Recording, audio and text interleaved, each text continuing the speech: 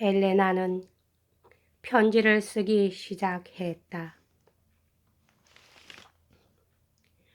그리운 줄리오님, 저는 당신의 마음을 추호도 의심하지 않습니다. 이제 저는 죽으렵니다. 만약 제가 잘못을 저지르지 않았더라면 얼마나 기뻐할 수 있었을까요? 그런 만큼 지금 당신의 가슴에 안길 수 있다 해도 마음이 괴로워서 견뎌낼 것 같지 않습니다. 당신께서 가신 뒤 제가 잠깐 동안이라도 이 세상에서 당신 외에 누군가를 사랑했다고는 생각하지 말아주세요.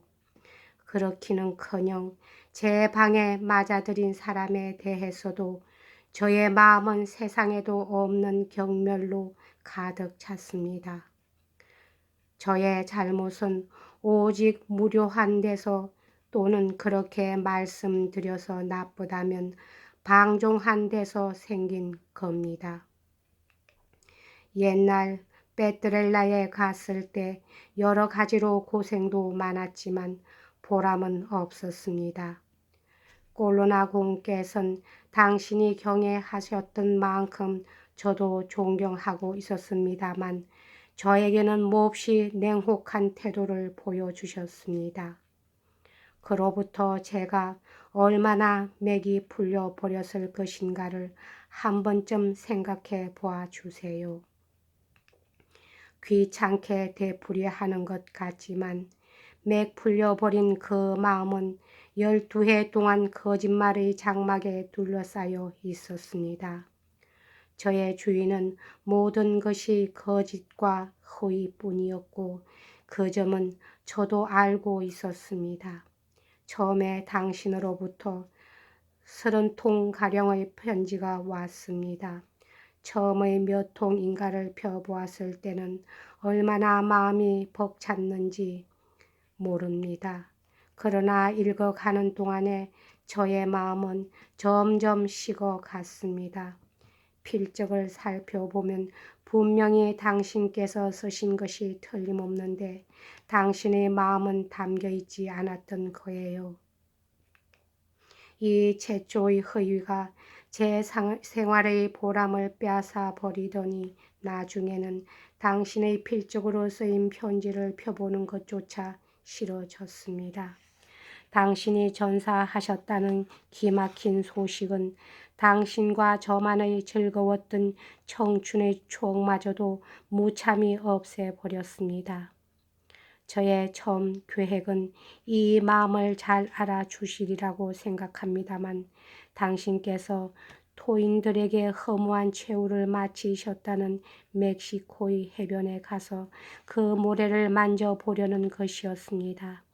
만약 이 생각대로 했었더라면 지금은 서로 행복한 처지가 되었을 것입니다. 그럴 것입니다. 마드리드에 가면 제 아무리 빈틈없는 사람이 저의 주위에 염탐꾼을 풀어놓았다고 할지라도 또한 그 염탐꾼이 아무리 약삭빠르게 굴었다 손치더라도 저로서도 아직 조금은 그 마음속에 동정과 친절심이 남아있는 사람이 있을 테니까 그런 사람들을 움직여 가지고 진상을 알아낼 수가 있었을 것입니다. 당신은 훌륭한 공훈으로 세상 사람들의 주목의 대상이 되어 있었으므로 마드리드에서도 당신이 브란치 포르테라는 것을 아는 사람이 있었을지도 모르니까요. 서로의 행복한 사이를 가른 원인을 제가 자세하게 말씀드릴게요. 첫째는 베트렐라에서 공으로부터 몹시 굴욕적인 부대접을 받은 것을 잊을 수가 없었던 것입니다. 또 카스트로에서 멕시코까지 가는 데는 얼마나 많은 엄청난 장애를 뛰어넘어야 하는지 알 수 없었기 때문이고요. 짐작하실 수 있으리라 믿습니다. 그리하여 저의 마음은 이미 맥이 풀려 버렸던 거예요. 거기에 허영심이 싹트기 시작했어요. 당신께서 섭격하신 날 밤에 숨으셨다는 문지기 수녀의 수의실을 제 방으로 하고 싶은 생각에 저는 수도원에다 커다란 건물을 짓게 했어요. 어느 날 당신께서 저를 위하여 싸우시다가 피를 흘리신 그 땅을 가만히 바라보고 있자니까 어쩐지 사람을 비웃는 것 같은 말이 들렸습니다. 그래서 고개를 쳐들었더니 심술궂은 얼굴들이 눈에 띄었어요. 복수심이 끌어서 무슨 일이 있더라도 원장이 되어야겠다고 생각했습니다.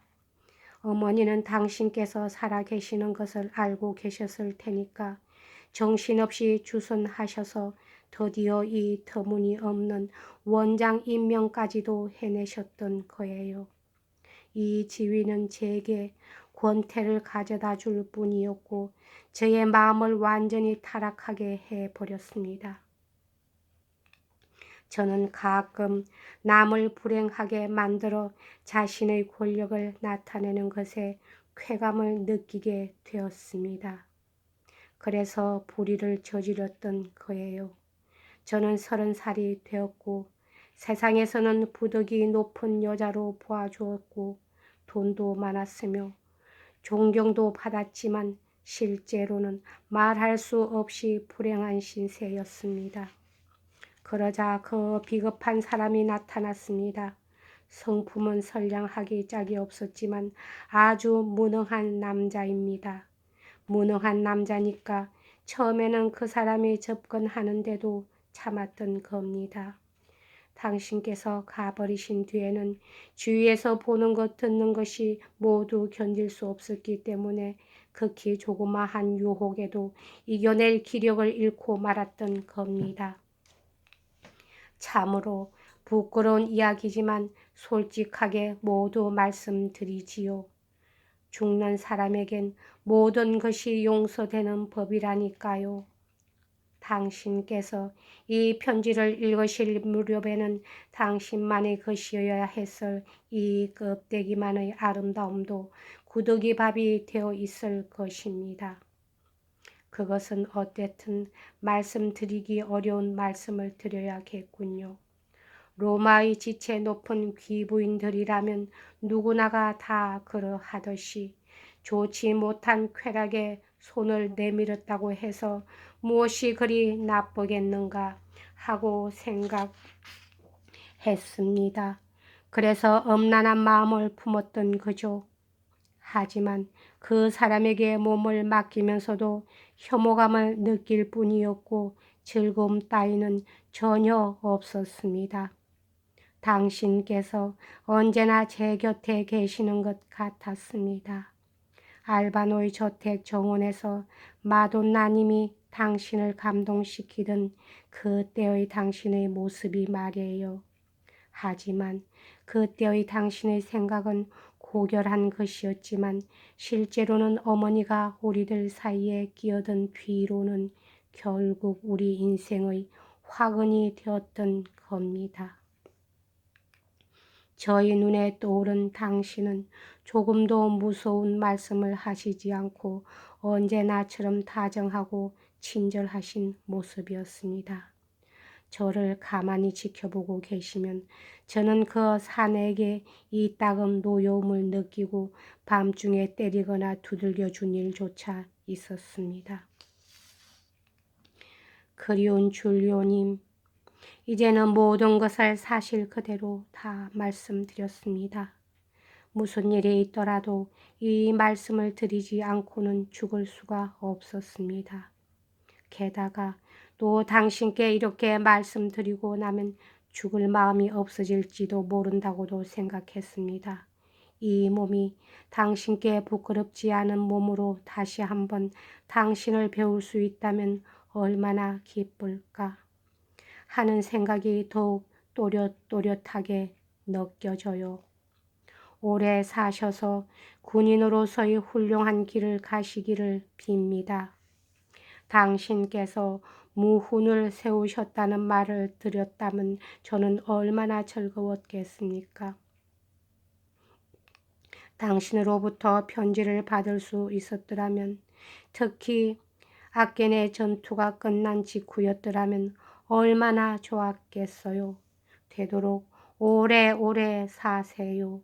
그리고 치안뼈의 들판에서 전사한 라누초와 당신의 눈길에서 책망하시는 빛을 보지 않으려고 성마르타에서 죽은 엘레나를 잊지 말아 주세요. 다 쓰고 나자 엘레나는 노병 옆으로 갔다. 우고네는 자고 있었다. 그가 모르게 엘레나는 그의 단검을 뽑아내고 나서 그를 깨웠다. 자, 다 썼어요. 적에게 지하도가 점령되지는 않을까 걱정인데 책상 위에 있는 편지를 빨리 가지고 가서 자네가 직접 줄리오님에게 전해줘. 알겠어? 자네가 직접 말이야. 그리고 이 손수건도 드리고 언제나 그리워했던 것처럼 지금도 사모하고 있다고 말씀드려야 해. 반드시 언제나라고 말씀드려야 해. 우고네는 그대로 선체 나가려고 하지 않았다. 자, 어서 가라니까. 원장님, 잘 생각해 보셨습니까? 줄리오님께서는 진정으로 원장님을 사랑하고 계십니다. 나도 역시 사모하고 있어. 이 편지를 갖고 가서 자네가 직접 드려야 해. 그럼 신께서 다정하신 원장님을 보호하여 주시기를 빕니다. 우고네가 나갔다가 황급히 다시 되돌아와 보니 엘레나는 죽어 있었다. 단검이 가슴에 꽂혀 있었다. 여기까지 하겠습니다.